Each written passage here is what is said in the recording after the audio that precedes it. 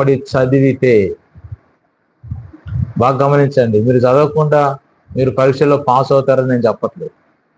I never say that. మీరు కష్టపడాలి, మీరు చదవాలి, దేవుని సన్నిధిలో ప్రార్థించాలి. దేవుడు ఖచ్చితంగా నీవు ఆశించిన దానికంటే, ఊహించిన దానికంటే అత్యధికమైన మేలును నీ జీవితంలో దేవుడు చేస్తాడు. అంత శక్తిమంతుడు ఆయన. నీవు ఆయనందు విశ్వాసం ఉంచాలి. You just believe in God.